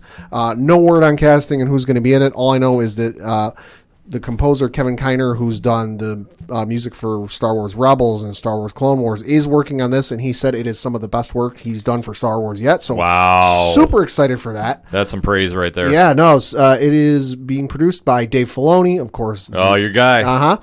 It is also Athena Portillo, who worked on Star Wars Clone Wars and Star Wars Rebels. Brad Rao, who worked on Star Wars Rebels and Star Wars Resistance. Jennifer Corbett, who worked on Star Wars Resistance and NCIS, with Carrie Beck, who worked on The Mandalorian and Star Wars Rebels. It is, and co-executive producer is, Josh Rhimes is producer, worked on Star Wars Resistance, and then super excited for this. Cannot wait. No, it sounds amazing. Like I'm pretty amped up about this now too. Super excited. Some rumors, more Star Wars news. Rumors here, and to quote Hawkeye in Avengers Endgame, "Don't do that. Don't give me hope." Thing came across my Twitter timeline today. According to LRM Online, we might be seeing a former Jedi or a former actor appear in the Kenobi series. That being one Hayden Christensen. Whoa. Yeah, so the headline reads, Hayden Christensen has signed on for Kenobi series, and it's a big role. The article reads, it was only a matter of time for this deal to get done. We here at LRM can safely say that Hayden Christensen will be reprising his role as Anakin Skywalker for the upcoming Disney Plus Kenobi series. Our source shared with me, that me being the author, not myself, that the deal is done and Hayden Christensen will be coming back to the Star Wars franchise. The hope was to have the deal done and announce it for Star Wars Celebration. With Star Wars Celebration on hiatus until 2022, this news will be announced at a later date closer to the beginning of filming. So this is very surprising, very shocking. Huge news, if true. Yeah, huge if true. Of course, until it's on StarWars.com, take it with a grain of salt because, hey, Star Wars gets you a lot of clicks online. Don't mean that as a disrespect to that site, but just it's a fact. Super excited if this ends up being the thing. Of course, Hayden Christensen kind of walked away from the franchise after Revenge of the Sith was said and done with. Didn't really have anything to do with the franchise for the last 14, 15 years. Yeah, I mean, he's... really would answer questions about it, but never did any appearances for it, never came to Celebration, never really did any public appearances for it. Yeah, he's been a ghost. Until, very recently, last year or 2 years ago, whenever it was, when he came to Star Wars Celebration, where he was on stage at Star Wars Celebration with, the Emperor Palpatine on stage and was doing appearances and all this and had the voiceover line in Rise of Skywalker. So huge if true. And I know there are going to be some people, oh, he's terrible. I don't want to see him on the... Listen, he wasn't bad. The script he was given was not the best. The script is garbage. Yeah, no. Let's be honest. Yeah. I'm sorry. Yeah. Let's be honest. Jar Jar Binks. Yeah. I'm just going to leave it there. Yeah, but the lines he was given, the script was bad. Give him a script that wasn't written by George Lucas and doesn't feature I hate sand. Yeah. It'll be fine. And people are going to be wondering, if he's playing Anakin Skywalker, I'm going to imagine it's flashbacks, but we'll see. You never know. I mean, depending on what they want to do with the franchise, but this is huge. It'd be huge to get him back. Huge news. And he's due. He's due to come back. Yeah. And other Star Wars news. I know a lot of people, myself, I would like to see this. I'm not exactly one of the, this needs to happen. A lot of people are wondering about a solo sequel film, of course, to the solo Star Wars. I've been hearing some talk about this. Yeah, no, I would like to see one. Alden Einrich, apologies if I butchered that, did an interview with Esquire magazine, and they brought up that very topic. He said, quote, "No, I don't know anything about that. I mean, I think our movie was kind of the last of the conventional era Star Wars movie release time." He said, close quote. But the article does say, but there is a sliver of hope. He has heard some rumors about happenings in the Star Wars world, saying, quote, "I've heard some stuff, but nothing concrete," close quote. And bouncing off of this, one of the people I follow on Twitter, very reliable, Jordan Mason of Cinelinx, did say, for what it's worth, I'd heard a couple Disney Plus series being developed to focus on various characters in Solo. Haven't heard any updates since the start of this year, however, so not sure if those are still being worked on or ever got beyond the idea stage, close quote. So Doesn't appear that anything solo sequel related is happening, but something might be happening behind the scenes. Who knows?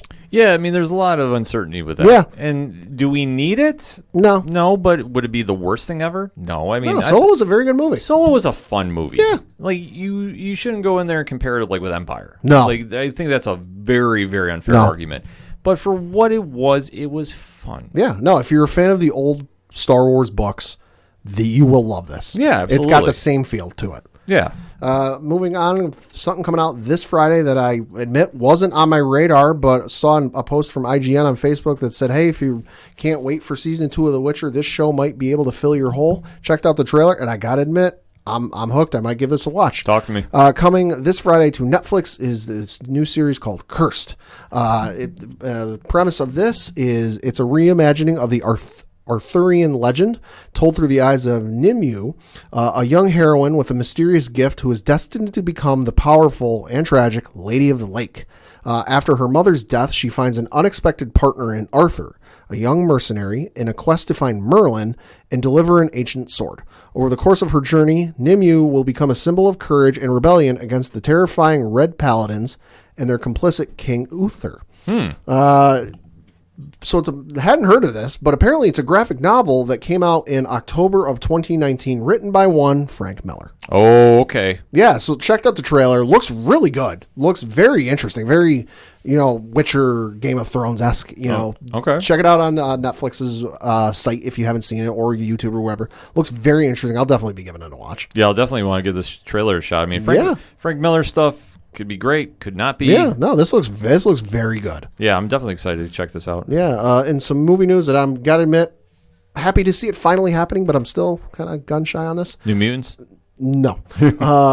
No. Listen, side note, I'll get to my other one. You bring that up. There's a possibility New Mutants might actually be able to come out on Hulu or Disney Plus. Okay. Saw a thing on Twitter the other day that because Trolls World Tour never came out in theater, it's not going to come out on HBO because of the legacy deal I guess Universal has with HBO. Right. So it's going to be able to come out wherever the hell they want it to.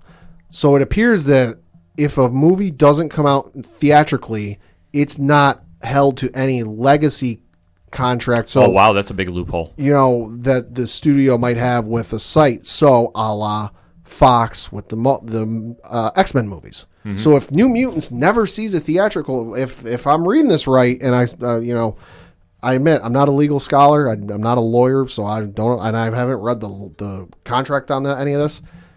If I'm reading this right, it appears that New Mutants, if it doesn't come out theatrically, and let's be honest, it shouldn't at this point because it'll be the lowest grossing X-Men movie of all time.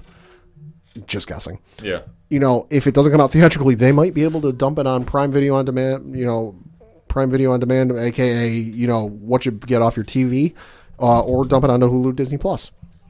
Well, I tell you what, at this stage, anything's possible with that movie. Just the fact that if I actually witness it, I'll call it a win. Yeah. But back to my original one, movie that's been long rumored to be happening based off of a video game franchise I am very much a fan of, but I will admit, it's they're adapting a movie off of a video game, so a little trepidatious. Is the Uncharted movie appears to be finally getting ready to getting filmed. This, of course, starring Tom Holland as the title character of Nathan Drake, and also starring Mark Wahlberg as his friend Sully.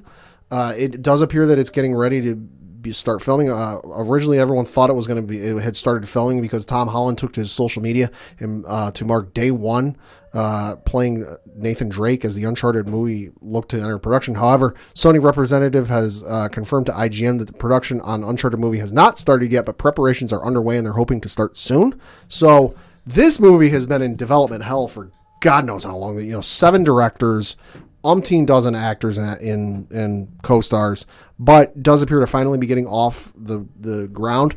Will admit, if you play the video games, they play like a movie. It's very much a modern... That's what I've heard. It's like modern indie? It's a modern Indiana Jones. Indiana Jones 1, he's looking for the Ark of the Covenant. Uncharted 1, he's looking for El Dorado. Mm-hmm. Second one, he ends up finding the Tree of Life. He ends up finding Shambhala. Very much in the same vein. A lot of scenes from that video game franchise play out like movies. So on paper, you're like, this should work. It would make a great movie. But as we know with history, video games to movie, not always the best adaptation. So I'll admit, Mark Wahlberg, good actor. Tom Holland, good actor. Still, until I see a trailer, I'm very skeptical. Yeah, trying to pull that off from the video games is always a little tough. Mm-hmm. But the casting is good, though. Yeah. So we got to just wait and see. Yeah. Also, in some announced news, coming to HBO Max, there will be a spin-off TV series from Matt Reeves' The Batman. Ooh. Yeah. That's right. And note I say, coming to HBO Max. Notice there's nothing else after that. It is going to be, the series is going, no title yet, but it appears the series is going to be focused on the members of the Gotham City Police Department, and it'll be exclusive to HBO Max. So that'll be real interesting. Give me Gotham Central. Ooh, okay. That's what I'm going to make an unofficial ODPH prediction. I think they're going to be taken from that for this. And if you've ever read the comic is excellent. Like I haven't read it in a while, but I almost forgot about this getting announced because it's been a couple days. Yeah. Gotham Central can be pulled off on TV. You don't need Batman. You can definitely borrow from the Rogues Gallery a little bit if you want to. Sure. But it's a straight up cop story. Yeah, I mean, and it appears to be borrowing a little bit from the Fox TV series a little bit, because Justin Kroll from Variety said, quote, "No idea if Pats will make an appearance, be it Pats being Robert Pattinson, make an appearance, but what I have learned is that it is to be set before when the Batman is set, so it's a prequel to the Batman, and we'll dive into how Gotham became corrupt and infested with criminals." So at least in terms of concept and overall like short synopsis, it appears to be borrowing a little bit from Gotham. Yeah, I could definitely see that. And like I say, it'd be smart for them to do something like that, but if they wanted to speed it up the timeline, like I say, it plays into the factor of Gotham Central. And like I say, Gotham Central is a straight up police book. Just dealing with how the officers deal with the insanity of Batman's world. It's a great read. I highly recommend it. Yeah. But to see where this is going to go on TV, man, that's how that reads to me, especially with a lot of the stuff that Matt Reeves is, because he's producing this. Yep. You know he's going to have some influence on it. You know he's borrowing a lot from classic Batman stories. Oh, yeah. I'm not doubting we're going to see this, so fingers crossed. But, man, I'm excited to see this. And note, this is going to HBO Max, not DC Universe. Yeah. Because I think the writing is on the wall, unfortunately. It's another nail in the proverbial coffin. Well, at this stage, as long as the shows are still getting produced by HBO Max, I'm okay with it. Yeah, I mean, they're kind of saying what's going to happen without saying what's going to happen, because, I mean, you just look at Stargirl moving off DC Universe to CW. This Batman, Gotham City Police Department series, HBO Max only. I honestly, at this point, the only thing left on DC Universe is Titans, if they decide to do another season, and Young Justice. Yeah, I believe both are in pre-production, or were previously to COVID, so I don't know the current status right now, though. Doom Patrol is airing on both HBO Max and DC Universe, so you got like 3 things left on DC Universe. Yeah, I mean, if they decide to get absorbed in an HBO Max movie, we've talked about this on previous episodes. At this stage, I'm okay with it. I just want to see what is the future going to be. Because if they just go to strictly a comics service, it's not the worst idea, but if you can still bring a lot of that programming to HBO Max, I think you can definitely do something. And especially, the one thing I can't stress enough about the DC Universe, I mean, if this is it, they show that you could take non-Superman, Batman, Wonder Woman characters and make them work and make them viable franchises. The fact that we have a Doom Patrol series, let alone 2 seasons now, is truly astonishing. I love it. Doom Patrol is on point, and like I say, I haven't been reviewing too much because the schedule was a little crazy this week, but I did see this past week's episode. It is fantastic and really covers a lot of ground too. So, like I say, if the production work keeps up, I'm okay with it getting absorbed. But with HBO Max, with everything they have lined up too, because we haven't heard anything about Green Lantern. Nope. Haven't heard anything about Strange Adventures yet. Nope. Even though the comic is just coming out and no new issue is hitting stands today. The transition is happening, so it's now time to accept it. And we'll obviously, if it's going to be the end of the DC universe, we'll be covering that on the show when that happens. But Big news for the Batverse, though. Oh, yeah. Big verse. Yeah, and sticking with the Big news. the Batverse, I guess you could say, CW has found its new actress to play Batwoman on the CW show. Right. They have casted actress Javisa Leslie, who you might know and was most recently in the CBS series, I believe it was CBS, God Friended Me. Should take over. CW's official description for the character, she's going to be playing the character Ryan Wilder. CW's official description reads, Ryan Wilder is about to become Batwoman. She's likable, messy, a little goofy, and untamed. She's also nothing like Kate Kane, the woman who wore the bat suit before her.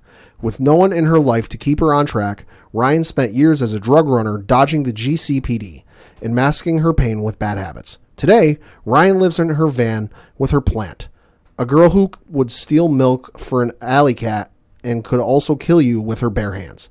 Ryan is the most dangerous type of fighter, highly skilled and wildly undisciplined. An out lesbian, athletic, raw, passionate, fallible, and very much not your stereotypical all-American hero, close quote. Love everything about the casting. Yeah, no, love it. Should be great. I'm excited for it. And especially, too, I know there was a little confusion when it was announced that there was a recasting. The character of Kate Kane is going to be explained why she is gone from the show. Right.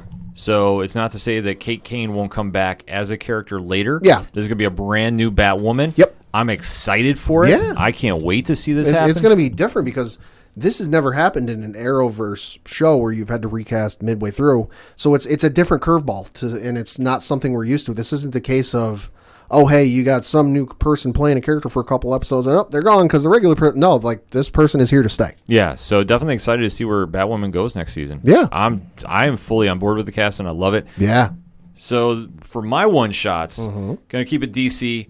There was a bit of comic news that just got announced today as we were recording. Yeah. And, Pat, you sent me the text. I could not believe this. I freaked out because it has been announced that we are getting a Rorschach series on the DC Black Label, which is their Vertigo line pretty much for their superhero characters. Tom King and George Forez is going to be doing the 12-issue maxi series, dropping in October from the news briefing that I'm reading from DC Comics webpage right now.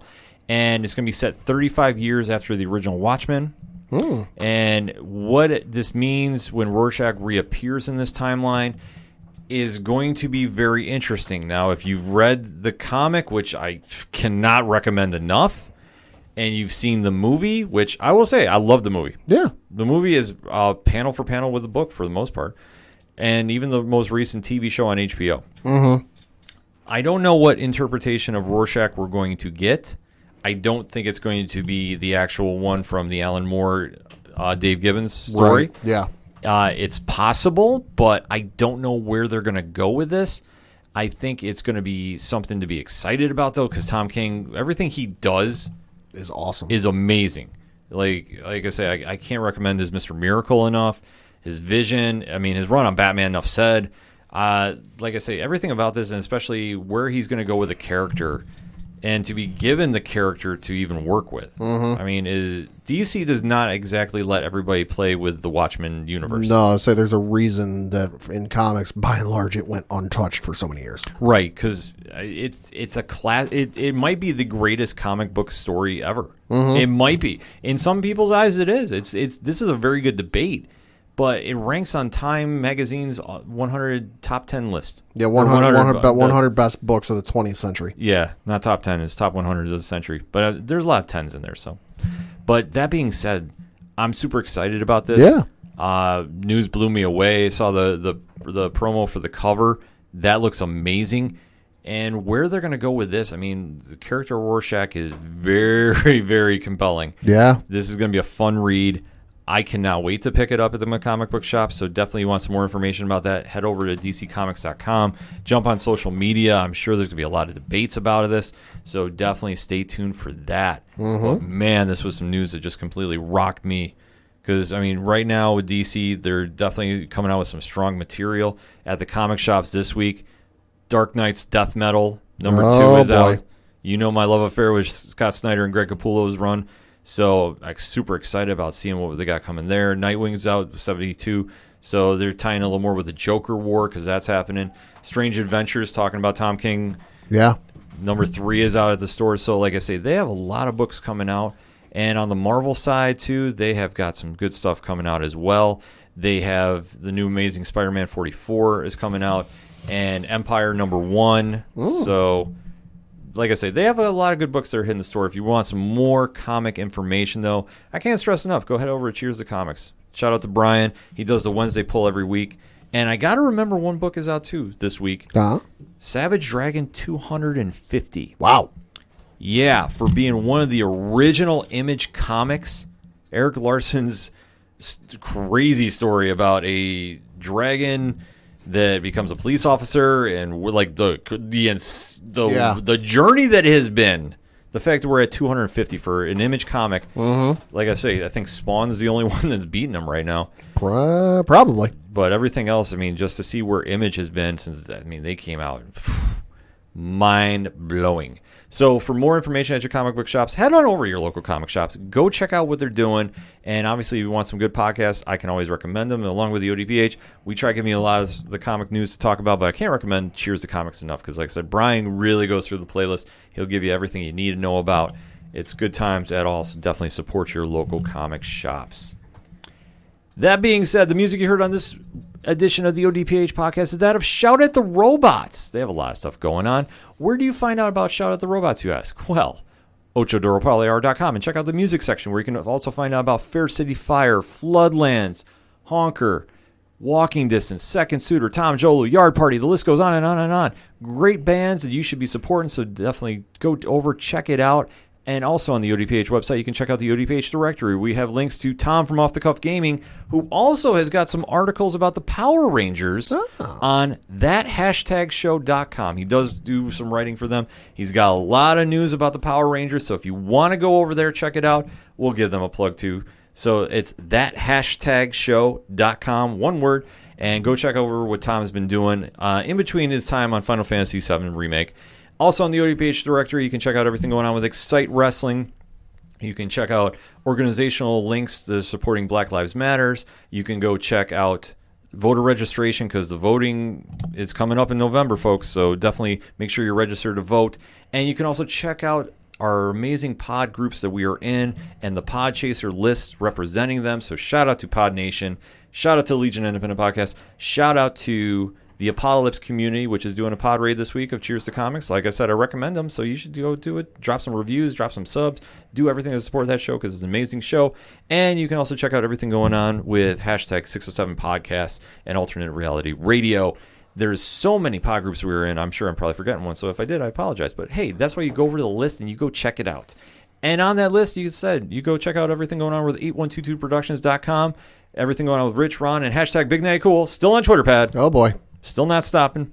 And you can check out everything going on with them, their Patreon, patreon.com/8122productions.com. $1 gets you in the door, $3 gets you a comfy seat at the table, and you can hear everything that's going on with them and Mike C. from Horror Zone 607. So much going on in the ODPH directory that you can find on ochodoroparlayhour.com with links to twitch.tv/607podcast too. I got to remember plugging that. We were doing the stream until Mother Nature stopped us Saturday night. Yeah. And we got some more stuff coming down the wire, so you want to stay tuned for that. Drop a follow and just follow everything that's going on in the ODPH, and you do that on ochodoroparlayhour.com. One breath that was, my friend. There you go. Whew. And I don't do that rehearsed either. That's all top of the head too. So that being said, that's all I got for this week. So for the one and only Padawanje. 49 days, still no app on Roku or Amazon Fire Sticks for HBO Max. Got to add a new one to the list. Got to start a new count. Peacock TV came out today. That's NBC Universal's streaming service. Oh. They're not on Roku or Amazon Fire as well. So I'm going to have two counts going. How? Yeah, I'm wondering the same thing. But regardless, 49 days in, still no app on Roku or Amazon Fire Stick for HBO Max. Almost 24 hours in, nothing for Peacock TV. That's egregious. Uh-huh. How do you drop a streaming service and you're not on two of the biggest platforms? The two biggest streaming devices on the planet, not on it. I have a headache now. It's causing me headaches because there's stuff on HBO Max I want to watch, but I can't use it on my Roku. Yeah, I just watched mine on my Xbox. Yeah. Oh, that's awful. I'm going to have to go watch something now to cheer me up. I'm your host, Ken. Thank you, as always, for listening to the ODPH podcast, better known as the Ocho Duro Parlay Hour. See you next time.